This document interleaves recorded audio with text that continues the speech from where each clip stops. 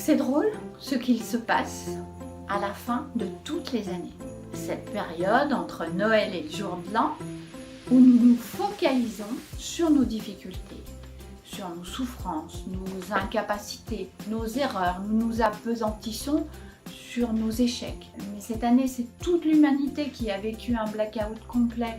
Donc on a vraiment de quoi nous-mêmes nous enfoncer, nous apeurer davantage, nous déprimer. Vous savez quoi, comme chaque année, on est tous en train d'espérer que le 31 minuit, tout sera gommé par le 1er janvier de la nouvelle année. Alors on va se gorger des vœux les plus merveilleux, avec quelque part sans quelques doutes quand même sur nos espoirs. C'est vrai qu'au vu de cette année, je pense qu'on va tout d'abord se souhaiter une très bonne santé, peut-être sans s'apercevoir que nous avons déjà été contraints de la valoriser, de la prioriser.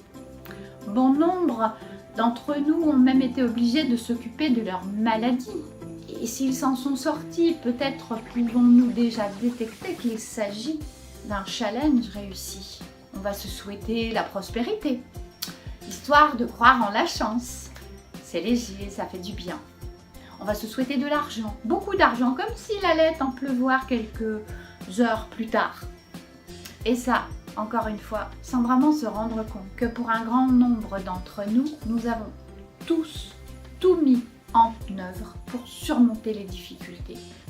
Contre vents et marées, pour certains d'entre nous, nous avons saisi les opportunités. Expliquez-moi, c'est quoi cette méthode, ce mode de vie qui consiste à ne jamais mettre la lumière sur le succès, les progrès, la progression, la croissance, le développement. Évidemment, on se souhaitera aussi de l'amour, beaucoup d'amour, on en a tellement besoin. Nous ne pouvons pas passer à côté du fait que cette année, nous nous sommes tous rassemblés, aidés, écoutés, même si ce n'était pas physiquement. Le cœur était là, la solidarité s'est organisée. Et puis je me suis dit à moi, comment puis-je avoir un plan bien défini pour 2021 si je n'ai pas conscience de ce que j'ai obtenu, fourni, appris, créé et réalisé malgré les difficultés en 2020. Alors, j'ai fouillé parce que tout comme vous, j'avais tendance à ne voir que le mauvais.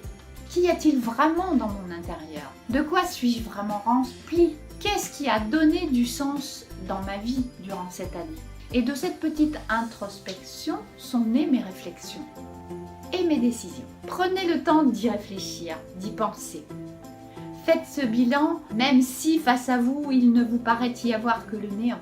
Je vous cite très bien une phrase d'un de mes maîtres de pensée, si je puis dire, qui m'a toujours vraiment impacté. Le niveau d'agression extérieure dépend de ton vide intérieur. Ou bien encore, si vous ne rentrez pas en profondeur dans votre intérieur, vous serez toujours en manque vers l'extérieur. Et ça explique pourquoi on n'en a jamais assez. Si vous vous sentez dépourvu d'énergie et d'espoir, il y a de fortes chances que vous ayez besoin de faire ce petit bilan. Mettez votre focus sur les belles choses de l'année 2020. Oui, j'ai bien dit l'année 2020. Regardez bien, fouillez bien à l'intérieur de vous-même. Tous vos trésors, ils sont totalement enfouis. Vous ne pourrez pas avancer si vous ne vous projetez pas maintenant. Si vous ne définissez pas clairement ce que vous décidez maintenant, ce que vous décidez de changer, ce que vous décidez de transformer, peut-être même de métamorphoser ou oser tout. Tout cela pour vous dire que est-ce que peut-être avez-vous une carrière qu'il vous faut endosser, un projet qui vous tient à cœur, qu'il vous faut vraiment réaliser, une réconciliation avec une personne avec laquelle vous êtes en froid, peut-être une nouvelle image de soi, que sais-je, une perte de poids, une nouvelle identité qu'il vous faut recréer pour engager de la fierté et de l'estime de soi, peut-être tout simplement une vraie liberté pour laquelle il va falloir faire de vrais choix. Qu'allez-vous mettre en place? Avez-vous une stratégie? Avez-vous compris qu'il vous fallait un plan d'action bien défini? Faites-vous accompagner. Nous avons tous besoin d'apprendre les uns des autres. Nous avons besoin de nous former. Je l'ai déjà dit, vieillir est obligatoire et c'est ce qui m'arrive à moi. Grandir est un choix. Moi, j'ai choisi. Je me suis choisie. Voyez-vous, sur cette dernière année, je suis très fière d'avoir avancé contre vents et marées. Et non sans difficulté. Parce que réellement, j'en ai bavé.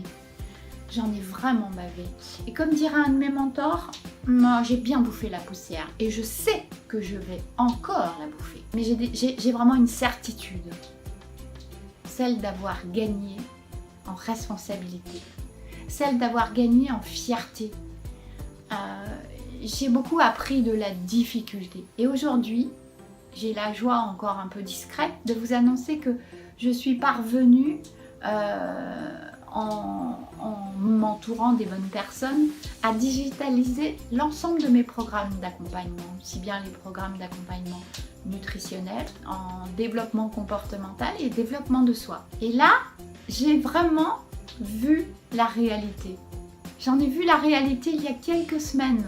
Donc, je suis en place aujourd'hui pour vous accompagner durant toute l'année 2021. Et d'ailleurs, dans quelques jours, c'est plus trop un secret, mais encore un peu, c'est une surprise qui est imminente et qui vous permettra peut-être enfin de trouver un chemin pour vous prioriser, pour vous respecter, pour vous estimer. Restez connectés avec moi. Je vous souhaite de prendre et d'apprendre à vous valoriser et à vous réaliser. Très bonne année.